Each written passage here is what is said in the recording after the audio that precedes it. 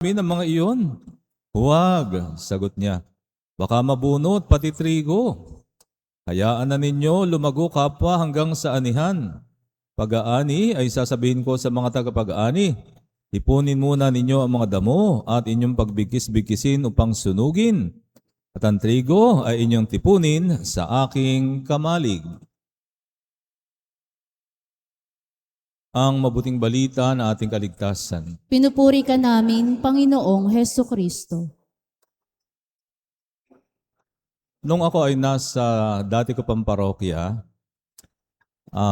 isang araw, pagkagising ko, nakita ko may pinagkakaguluhan dun sa labas ng patio ng simbahan. Merong patay na nakahandusay, may tama ng baril. Yun yung nagsisimula pa lamang yung war on drugs. At nung tinanong ko yung mga tao, sino ba yan? Kawawa naman. Kasi yung simbahan ay katabi lamang ng munisipyo, no? May sumagot sa akin, isa sa mga parish worker namin, sabi, ay, Father, okay lang po yan kasi yan po ay drug addict at yan po naman ay problema lang po yan ng nanay niya. Okay lang po yan, Father. So sa isip-isip ko, ganun pala. Kapag pala drug addict at problema ng nanay, okay lang napatayin. No? Isa pang kwento. Nung ako naman ay, sa dati kong parokya, no?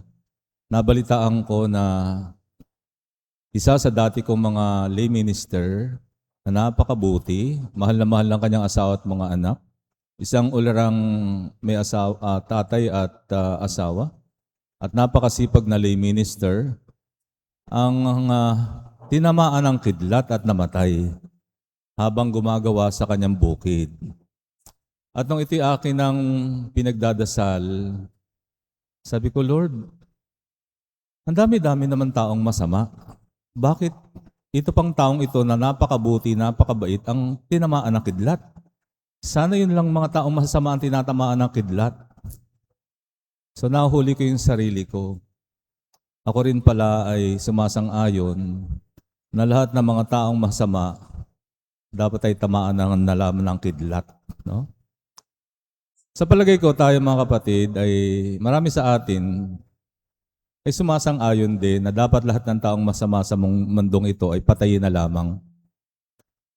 Kaya nga marami sa atin sumasang-ayon sa ibalik yung death penalty, di ba? Para sa atin, lahat ng masama dapat patayin na lamang. Ano kaya kung ngayon ay sabihin ko kay Lord, Lord, patamaan mo na lang kaya lahat ng kidlat, lahat ng mga taong masama sa mundong ito. Sino kaya matitira sa atin, no? Alam niyo mga kapatid, isa sa hindi natin madaling maunawaan ay ang katangian ng ating Diyos. Tayo kasi ay sumasamba sa isang Diyos na napakabuti. At ang kanyang kabutihan ay hindi nakabatay sa atin bilang tao. Siya ay mabuti sa mataong mabuti, maging sa taong masama.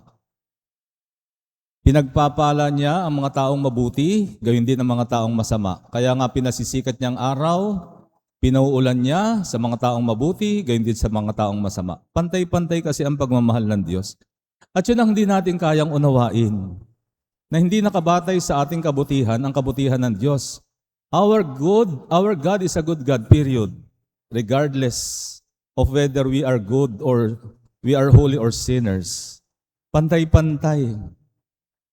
At kung ikinaakala natin na may mga trahedya tulad ng yun nga, yung tinamaan ng kidlat yung kaibigan ko namatay, at kung inaakala natin na yun ay parusa ng Diyos, mali. Hindi lahat ng mga trahedya, tandaan natin, ang ating Diyos ay hindi naparito, hindi sinugo ang anak ng Diyos para tayo parusahan. Wala pa sa mundong ito ang pagpaparusa ng Diyos.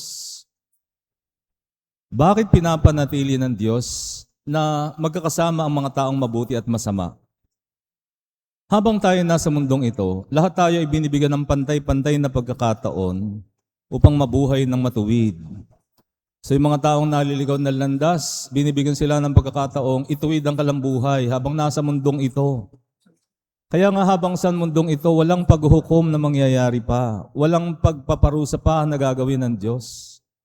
Subalit pag tayo pumanaw, sabi nga sa Ebanghelyo, saka titipunin at paghihiwalayin ang mga damo sa trigo. At ang mga damo ay titipunin para sunugin. At ang mga trigo naman ay dadalhin sa kamalig ng Ama, no? Sa langit. Kaya nga po mga kapatid, sa mundong ito, wala pang paghukom, no? Kundi ang binibigay sa atin ay pantay na pagkakataon. So sino nga ba ang trigo? Sino nga ba ang damo? Baka may pagkakataon na tayo yung nagiging damo. Binibigyan tayo ng pagkakataon ng Diyos na ituwid ang ating buhay habang tayo nasa mundo pang ito. At kung tayo naman, yung mga itinuturing nating ating sarili ay mga mabuting trigo, abay, meron tayong misyon. Ang ating misyon ay ang hikayatin, ang tulungan, gabayan, akayin ang mga kapatid nating naliligaw na landas. Oo nga, at ang paghukom ng Diyos ay sa kabilang buhay pa. Subalit hindi naman inaalis na sa mundong ito, meron din tayong korte. Meron tayong human court, no? At meron pa rin namang pagpaparusa. Subalit ang layo ng pagpaparusa ay hindi upang patayin ang nagkasala, kundi upang ituwid.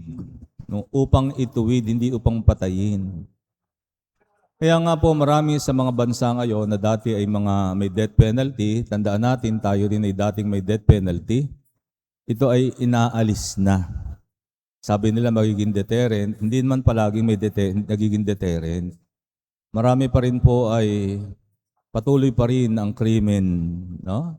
So hindi pa rin effective yung death penalty para maging deterrent. Kaya inaalis na ito ng maraming mga civilized countries, no? At tayo din, dati rin tayo may death penalty. Ito'y inalis na rin natin kasi ganun din naman. Marami pa rin ang gumagawa ng ganung krimen, no? Hindi pa rin naging deterrent. Kaya nga po mga kapatid, anong mensahe ng ating ebanghelyo, no? Huwag tayong maging mabilis humusga, no? Kasi alam niyo sa mundong ito, tayo ay magkakasama, mabuti at masama. At hindi mo pwedeng bunutin lamang yung damo sapagkat madalas magkakasalabay o intertwined ang ugat ng mga damo at trigo. Pag binunot mo ang damo, tiyak may madadamay na trigo, no? 'Di ba? Katulad yung war on drugs. May mga namamatay na bata dahil nadadamay. Yung bang ganun? Kaya tayo bilang mga tao, tandaan natin, wala sa ating kamay ang paghusga. Sino ang mabubuhay, sino ang mamamatay. Diyos lamang ang may ganyang kapangyarihan, no? Huwag nating pangunahan ng Diyos. Let us not play God, no? Diyos lamang ang may ganyang kapangyarihan. Kaya nga habang tayo nasa mundong ito, sikapin natin na hindi tayo masamang damo. Sikapin natin tayo yung mga mabubuti. At sikapin natin na tulungan yung mga tao na sa palagay natin ay itinuturing na masama sa ating lipunan. No? Sapagkat ang Diyos ay hindi tayo sinusukuan.